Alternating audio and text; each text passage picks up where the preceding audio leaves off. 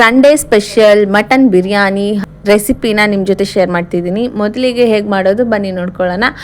Mutton ಬೆಳಿಗ್ಗೆನೇ ready ಇತ್ತು, ಅಪ್ಪ ತಂದಿದ್ರು. ಇವಾಗ ನಾವು ಮೊದಲಿಗೆ ಮಿಕ್ಸಿಗೆ ಹಸಿಮೆಣಸಿನ್ಕಾಯಿ, ಶುಂಠಿ ಹಾಗೂ ಬೆಳ್ಳುಳ್ಳಿ ಮತ್ತು ಜೊತೆಗೆ ಒಂದಷ್ಟು ಈರುಳ್ಳಿಯನ್ನು ಆಲ್ರೆಡಿ ಕಟ್ ಮಾಡಿ ಇಟ್ಕೊಂಡಿದ್ದೀವಿ, ಅದನ್ನು ಕೂಡ ಆ್ಯಡ್ ಮಾಡ್ತಿದ್ದೀವಿ. ನೋಡ್ತಾ ಇದ್ದೀರಲ್ಲ ವೀಕ್ಷಕರೇ, ಇದು ಮಟನ್ ಬಿರಿಯಾನಿಗೆ ರೆಡಿ ಮಾಡ್ಕೊಳ್ತಾ ಇರುವಂಥ ಮಸಾಲೆ. ಹಾಗೆ ಸ್ವಲ್ಪ ಕೊತ್ತಂಬರಿ ಸೊಪ್ಪು ಮತ್ತು ಸ್ವಲ್ಪ ಪುದೀನ ಅಂತ ಹೇಳ್ತಾರೆ, ಒಂದು 4ರಿಂದ 5 ಪುದೀನಾನ ಹಾಕ್ತೀವಿ. ಪುದೀನ ಜಾಸ್ತಿ ಆದರೆ ಮಟನ್ ಬಿರಿಯಾನಿ ಚೆನ್ನಾಗಿ ಬರಲ್ಲ. ಹಾಗೆಯೇ ಸ್ವಲ್ಪ ಮೆಣಸು ಕಾಳು, ಇದಿಷ್ಟನ್ನ ಹಾಕಿ ಇದರ ಜೊತೆಗೆ ಸ್ವಲ್ಪ ಚಕ್ಕೆ ಪುಡಿಯನ್ನು ಕೂಡ ನಾವಿಲ್ಲಿ ಆ್ಯಡ್ ಮಾಡ್ಕೋತಿದ್ದೀವಿ. ನಿಮಗೆ ಚಕ್ಕೆ ಪುಡಿ ಇಲ್ಲಾಂದರೆ ಚಕ್ಕೆನ ಕೂಡ ರಾ ಚಕ್ಕೆನ ನೀವು ಯೂಸ್ ಮಾಡ್ಕೋಬೋದು. ಇಲ್ಲಿ ಚಕ್ಕೆ ಪುಡಿ ಇದ್ದಿದ್ದರಿಂದ ಚಕ್ಕೆ ಪುಡಿನ ನಾವಿಲ್ಲಿ ಆ್ಯಡ್ ಮಾಡ್ಕೋತಿದ್ದೀವಿ.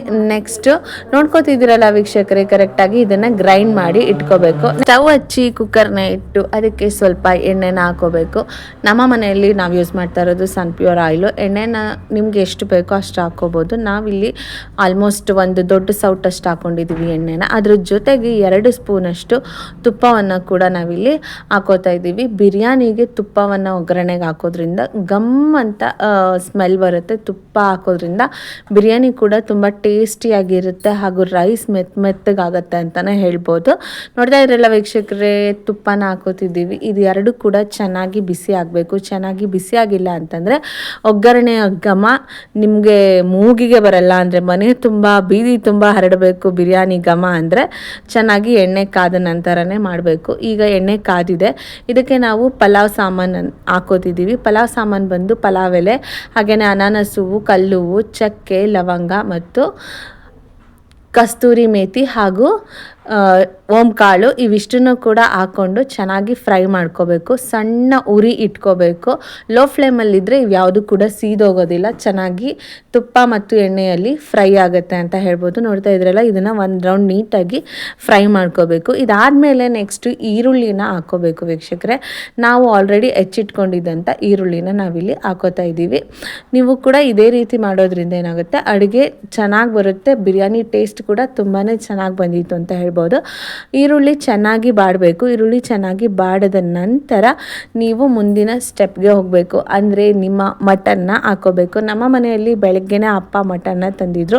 ಹಳ್ಳಿಗಳಲ್ಲಿ ಮಟನ್ನು ನಿಮಗೆ ಏನಾಗುತ್ತೆ, ಫ್ರೆಶ್ ಆಗಿ ಸಿಗೋದ್ರಿಂದ ಅಲ್ಲೇ ಕಟ್ ಮಾಡಿ ಕೊಡೋದ್ರಿಂದ ತುಂಬಾ ಚೆನ್ನಾಗಿರುತ್ತೆ.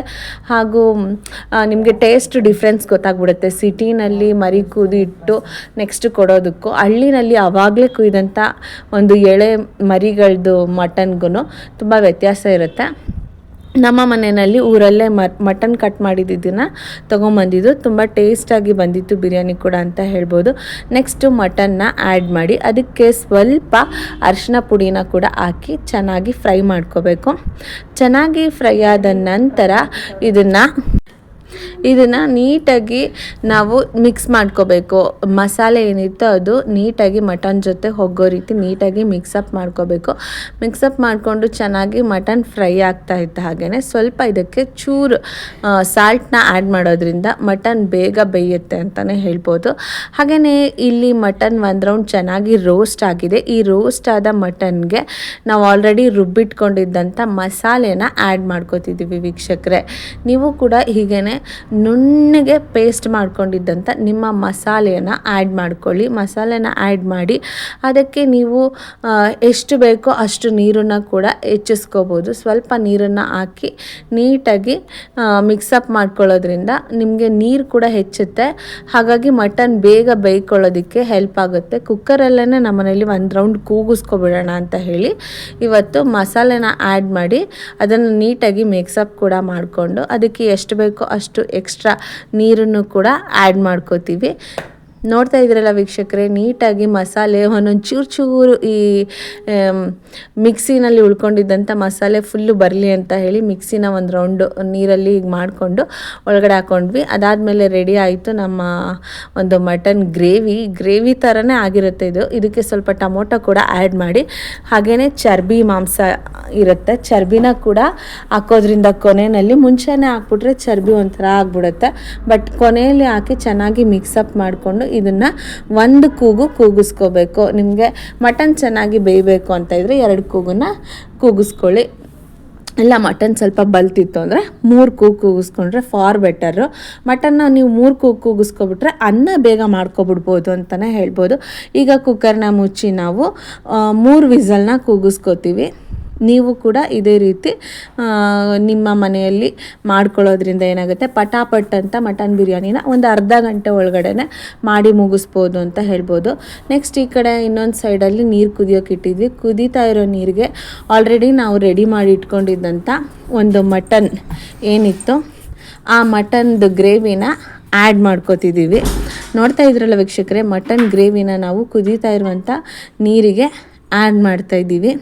ಲೋ ಫ್ಲೇಮಲ್ಲಿ ಇಟ್ಕೊಂಡು ನೀಟಾಗಿ ಮಾಡ್ಕೊಳ್ಳೋದ್ರಿಂದ ಯಾವುದೇ ರೀತಿಯ ಒಂದು ತಳ ಹಿಡಿಯೋ ಸಾಧ್ಯತೆಗಳು ಕಮ್ಮಿ ಇರುತ್ತೆ.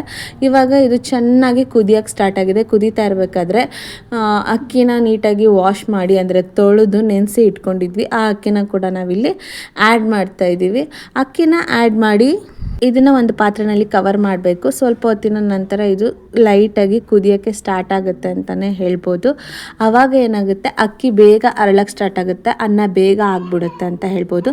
ನೀವು ಕೂಡ ನಿಮ್ಮ ಮನೇಲಿ ಮಾಡಬೇಕಾದ್ರೆ ಈ ರೀತಿ ಮಾಡೋದ್ರಿಂದ ಪಾತ್ರೆಯಲ್ಲಿ ತಳ ಹಿಡಿಯೋ ಸಾಧ್ಯತೆಗಳು ಕಮ್ಮಿ ಇರುತ್ತೆ. ನೋಡ್ತಾ ಇದ್ರಲ್ಲ ಅನ್ನ ಎಷ್ಟು ಪಟಾಪಟ್ ಅಂತ ಬೇಗನೆ ಬಿರಿಯಾನಿ ರೈಸ್ ರೆಡಿ ಆಗೋಯ್ತು. ಇನ್ನೊಂದು 2ರಿಂದ 3 ನಿಮಿಷದಲ್ಲಿ ಅನ್ನ ಫುಲ್ಲಾಗಿ ಕಂಪ್ಲೀಟಾಗಿ ಆಗಿಬಿಡುತ್ತೆ. ಇನ್ನೊಂದು ಸ್ವಲ್ಪ ನೀರಿರುತ್ತೆ, ಅದು ಕೂಡ ಅನ್ನ ಬೇಗ ಆಗೋದಕ್ಕೆ ಹೆಲ್ಪ್ ಮಾಡುತ್ತೆ ಮತ್ತು ಅನ್ನ ಚೆನ್ನಾಗಿ ಬೆಂದಿರುತ್ತೆ ಅಂತ ಹೇಳ್ಬೋದು. ನೋಡ್ತಾ ಇದ್ರಲ್ಲ, ಇನ್ ಜಸ್ಟ್ 2 to 3 ಮಿನಿಟ್ಸಲ್ಲಿ ರೈಸ್ ರೆಡಿ ಆಗಿಬಿಡುತ್ತೆ. ಸ್ವಲ್ಪ ಹೊತ್ತು ಮುಚ್ಚಿ ನಂತರ ತೆಗೆದಾಗ ಅದಕ್ಕೆ ಸ್ವಲ್ಪ ಕೊತ್ತಂಬರಿ ಸೊಪ್ಪನ್ನ ಆ್ಯಡ್ ಮಾಡಿ ಅದನ್ನು ನೀಟಾಗಿ ಮಿಕ್ಸಪ್ ಮಾಡ್ಕೊಂಡ್ವಿ. ಮಿಕ್ಸಪ್ ಮಾಡ್ಕೊಂಡಿದ್ದ ತಕ್ಷಣವೇ ನಮಗೆ ಬಿರಿಯಾನಿ ರೈಸ್ ರೆಡಿ ಆಯಿತು ಅಂತ ಹೇಳ್ಬೋದು ವೀಕ್ಷಕರೇ. ನೋಡ್ತಾ ಇದ್ರಲ್ಲ, ಪಟಾಪಟ್ ಅಂತ ಬಿರಿಯಾನಿ ರೈಸು ರೆಡಿ ಆಯಿತು. ಅದರಲ್ಲೂ ಮಟನ್ ಬಿರಿಯಾನಿ. ಯಾರಿಗೆಲ್ಲ ಮಟನ್ ಬಿರಿಯಾನಿ ಇಷ್ಟನೋ ನೀವು ಕೂಡ ನಿಮ್ಮ ಮನೆಯಲ್ಲಿ ಇದೇ ರೀತಿ ಸಿಂಪಲ್ಲಾಗಿ ಈಸಿಯಾಗಿ ಮಟನ್ ಬಿರಿಯಾನಿನ ನೀವು ಕೂಡ ಮಾಡ್ಕೊಳ್ಳಿ. ನಮ್ಮ ಮನೆಯಲ್ಲಿ ನನ್ನ ತಂಗಿ ಇವತ್ತು ಮಾಡಿದ್ಲು. ನಿಮಗೇನಾದರೂ ನಮ್ಮ ವಿಡಿಯೋ ಇಷ್ಟ ಆಗಿತ್ತು ಅಂತಂದರೆ ಲೈಕ್ ಮಾಡಿ, ಶೇರ್ ಮಾಡಿ, ಸಬ್ಸ್ಕ್ರೈಬ್ ಮಾಡಿ. Thank you.